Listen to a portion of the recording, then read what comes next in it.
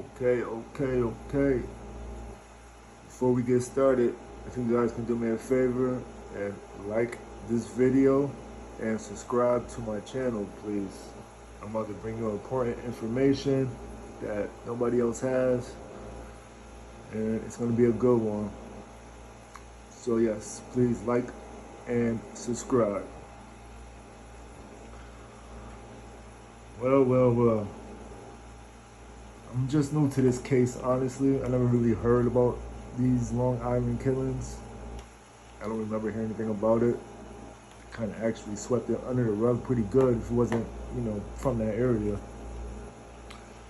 But hearing about it now, I'm involved and I'm researching it, and it's interesting. Kind of like the Idaho 4.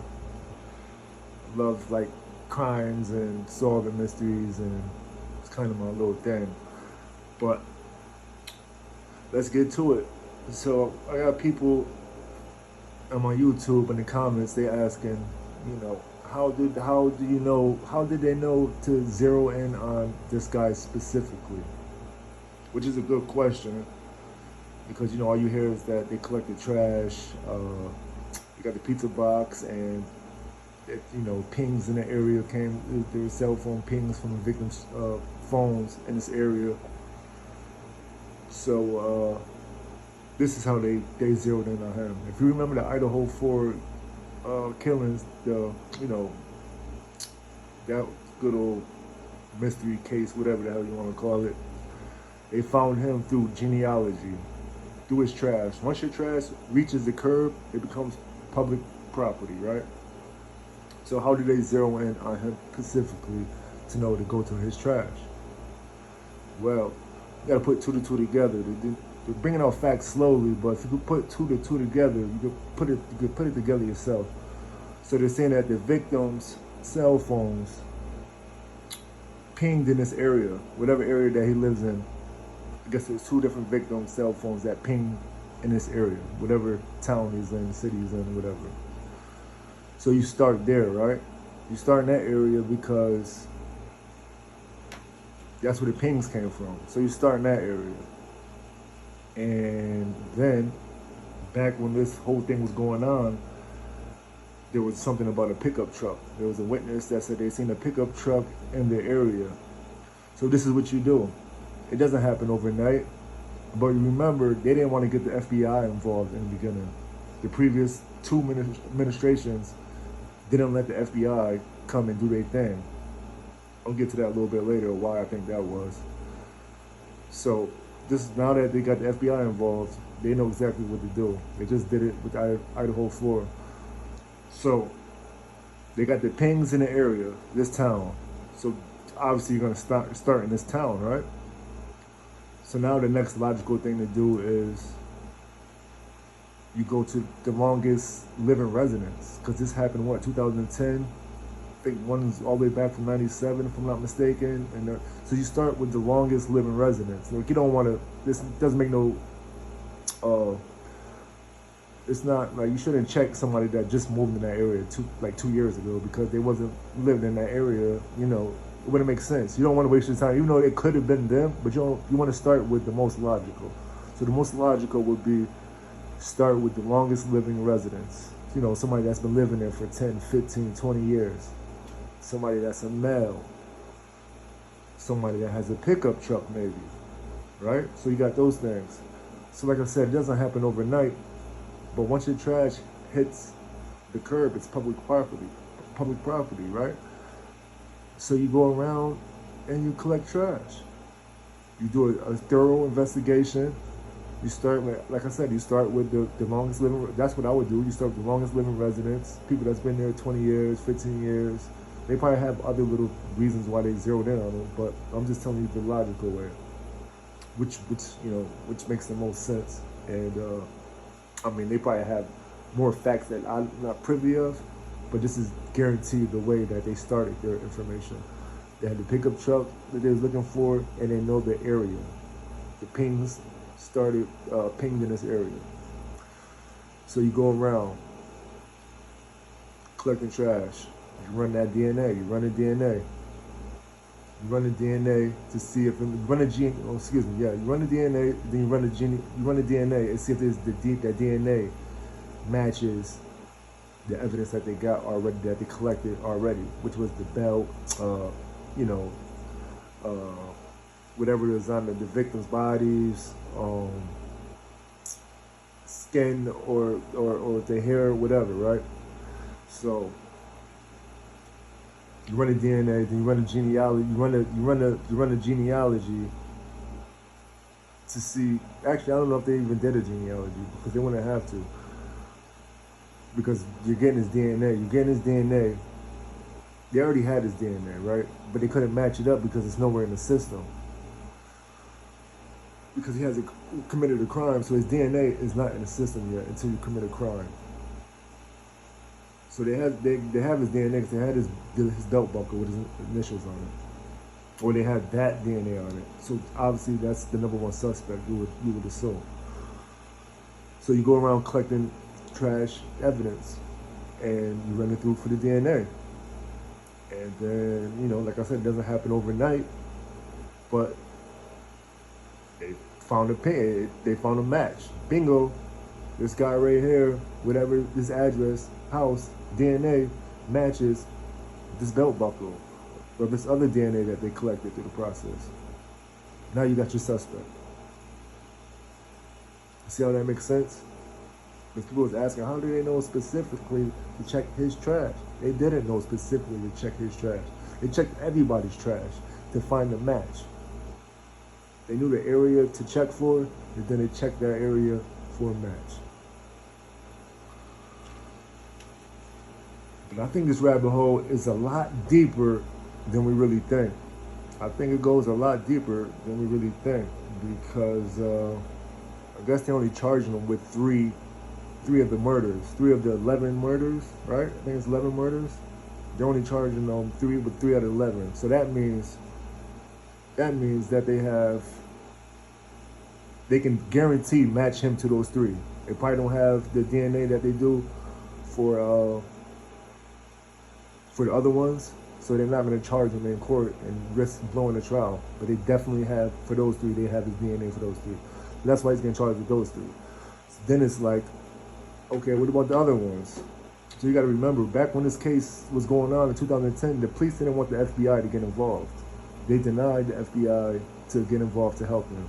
And there's only one reason for that. Why wouldn't you want more assistance, especially specialized assistance from the FBI that has more resources than you do to figure out this? There's only one reason you wouldn't want the FBI to come. And that's because that there were some important people involved, right? That's the only thing that makes sense. That either that Pacific sheriff was involved, commissioner, or maybe his family, or somebody close to him, or maybe it's a whole freaking pedophile ring like the Jeffrey Epstein case. Who knows? This is some wicked shit going on. I mean, all these people were found dismembered, all cut up in pieces. Like, I don't think they found one body intact. They're all cut up in pieces. That sounds like some wicked ritual, like, you know what I mean? Some real crazy shit going on. And it's more than this single guy right here. I mean, it could be, this is just a place where people hid victims at, because it is a large area. But the way that they found all these victims, pretty much the same way, missing heads and missing arms and all this crazy shit, you have to put it that this is all the same ring type of people that's going on. You know what I mean? So why wouldn't they want the FBI to get involved? Because they didn't want it to get solved. Because they know if they got solved, it's going to bring a hot water to some people that they didn't want the hot water to come to. So kudos to the new commissioner and the mayor and all these other people that had the balls and the audacity to bring the FBI in to get these victims' families closure, man. That's all that people wanted, Right is right, wrong is wrong. Nobody is better than the other. Nobody should be protected. The law is the law. Everybody has to follow it. So I think this rabbit hole is going to get a lot deeper. Just because of that simple fact that they didn't want to get the FBI involved. Why wouldn't you want to get the FBI involved? If this guy is just a nobody, just a random, You know what I mean? Why not get the FBI involved? They have all the resources. So I think this is going to be another, I hate to say it, but a Jeffrey Epstein case. I think I said his last name right, Epstein. I can see this guy getting killed or some suicide in jail or some crazy crap like that happening, because if he goes to trial and he gets a plea deal to start talking, I don't think those people want him to talk and expose what's really going on. So all these chopped up bodies and murders, and I mean, these are the only bodies that they found. You know what I mean? What about all the bodies that's probably in the water? You know what I mean? Or buried somewhere else, or it's probably 100 more. These are just what they found. It's gotta be more. It's gotta be more. You know what I mean? So this is definitely gonna be an interesting case. I think it's gonna get a lot deeper. I hope everybody involved gets charged. Nobody should be spared. Nobody. I don't care who you are. You shouldn't be doing this type of wickedness evil. If you do, you should pay the price. Period. This is all we got, man. This is all we got, is us and a society, and you know, the word of our Congress and our Constitution, man. Nobody's above that. Nobody. And you know what's crazy to me is, well, it's not crazy. It's kind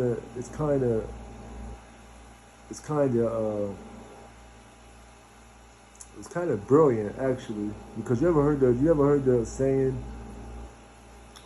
if you want to hide something, hide it in plain sight?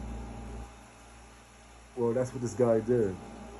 They found these bodies. These bodies was like barely off the road. It was like off the road and into these brushes, but not far. It was like maybe like a couple feet into like some, you know, because this is a long stretch of area. So they'll find just a dead area, go in about, 20, 30 yards and dump the body in. Nobody's gonna find them. What's the case that somebody's gonna be in that area, in that long stretch of area? You know what I mean? Because all these bodies were found, like, it wasn't hidden at all. It was all pretty much in plain sight. And not only that, he's been living in plain sight in the same state that he did the damn murders in. He's been living right under those people's noses the whole time. So that's the brilliantness. Because you ever heard like the expression that murderers are actually brilliant people? Like, I don't mean to say it like that, but they think that they're smarter than the average person. They're not brilliant, but they think they're smarter than the average person, so they try to outsmart you, blah, blah, blah. But that was not good, but I know everybody heard that saying before. If you want to hide something, hide in plain sight, because they're not going to look for you in plain sight, right off the bat, because they'll think that somebody's going to, leave after you do something crazy like that, or you're going to hide something, you're going to hide it. You're not just going to dump it, not even cover it up, not even try to bury it, throw it in the water, just leave it right there, right off the side of the road, which is a good hiding spot, because what's the chance of somebody coming in that area is highly than none.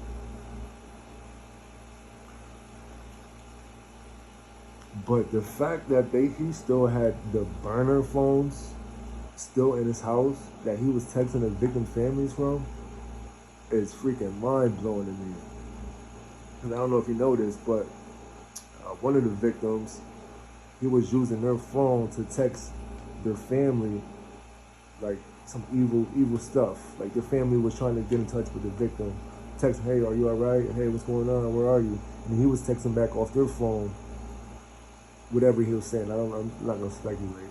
I don't know what he was saying, to be honest. But whatever he was saying, whatever he was saying. You guys probably know more than me. But they said it was just like evil shit. Like, oh, she's missing, or she's never going to be found. She's murdered. Whatever he said. So now they got that ping off her phone was pinging in that area. You know what I mean? I don't know if it was exactly at his house, but it was definitely in that area. So now they got her phones pinging in that area, the other victim phone pinging in that area. If you just still have the burner phones 10, 15 years later, I mean, holy crap, man.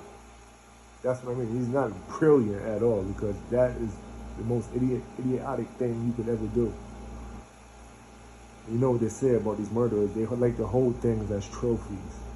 They like to hold piece of clothing or a piece of something as a trophy or from what they did. I don't understand. It's wicked, but that's most likely what it was, like a trophy that he has still. But that right there is going to be the nail in the coffin for him, because I mean, there's so much evidence, and I don't like the nail in the coffin is there. But to have those burner phones and the phone that he was texting back on to their family still is the nail in the coffin.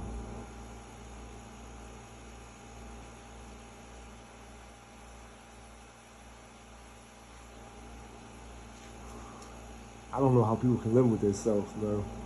Like, can you imagine doing all this, killing, blah, blah, blah, and then having that on your mind every day?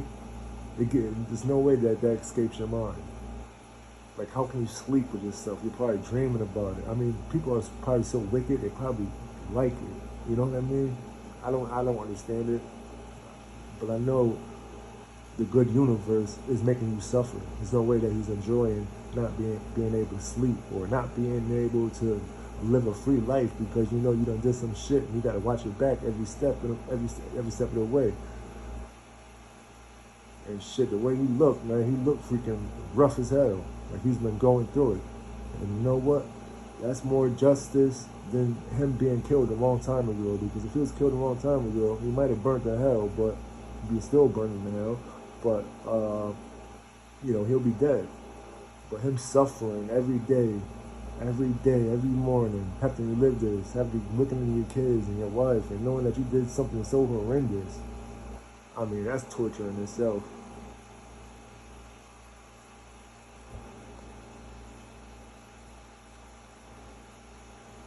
Wow. First time. And the manner in which that was done was the New York State investigator looked at a database. Amber Costello, the day before her disappearance on September 1st, 2010, she met with an individual for the purposes of having him pay her money for her services. But she